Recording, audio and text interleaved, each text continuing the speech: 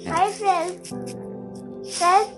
मेरा नाम रिदुल है और पापा का लेक्चर सुनो और मैं चौकोस खा रहा हूँ, बाद में लगातार करते हैं। नमस्कार साथियों, पिछले दिनों मैंने एक बहुत प्यारी कहानी पढ़ी और ये कहानी मनुष्य जीवन के बारे में है कि मनुष्य का जीवन जो 100 साल है, इस 100 साल की एवरेज लाइफ में वो कितने तरह के जीवों के जीवन को जी रहा है और इसकी सत्यता कमाल की है।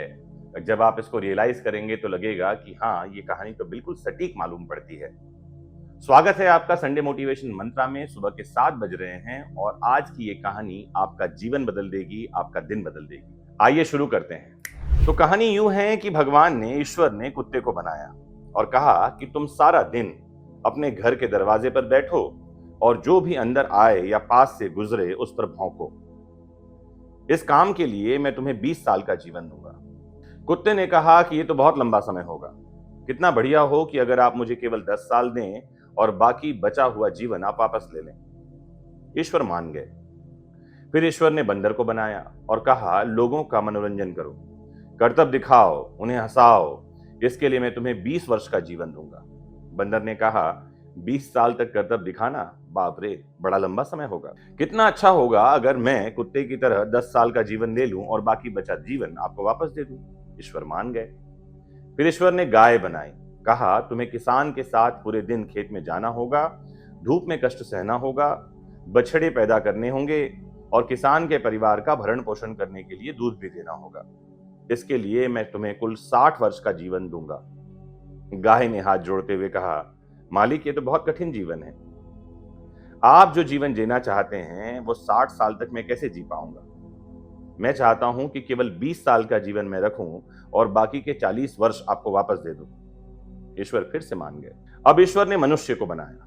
कहा, खाओ, सो, खेलो, शादी करो, जीवन का आनंद लो और इसके लिए मैं तुम्हें 20 वर्ष का जीवन देता हूं। इंसान ने कहा, केवल 20 वर्ष? इंसान को हर चीज कम ही मालूम पड़ती है। ईश्वर से भी जिरह करने लगा। कहा, कितना अच्छा हो अगर तुम मेरी उम्र बढ़ा सको।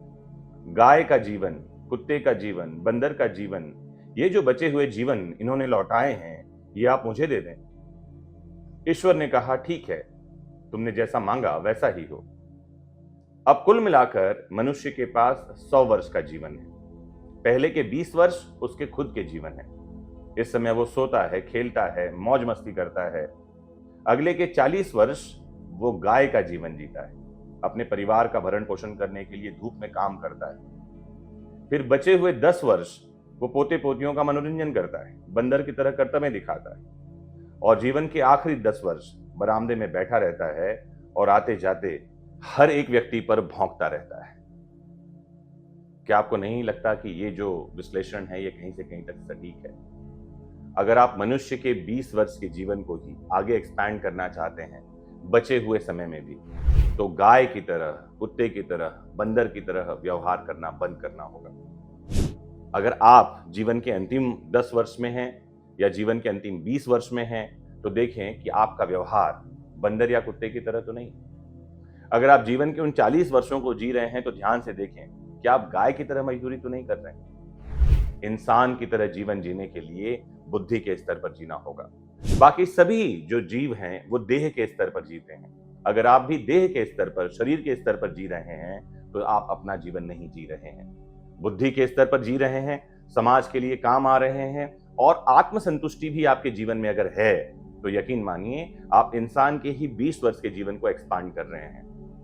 परखना है अपने आप को, जानते रहना है स्वयं को, परखते रहना है स्वयं को, खुशहाल रहना है, स्वस्थ रहना है और मनुष्य को जीवन को जीना है। आचार्य कौटिल्य ने कहा भी है कि येषाम न विद्या न तपो न दानम ज्ञानम न शीलम न गुणो न धर्मः ते मृत्युलोके भुवि भारभूता मनुष्य रूपेण मृगा शरन्ति।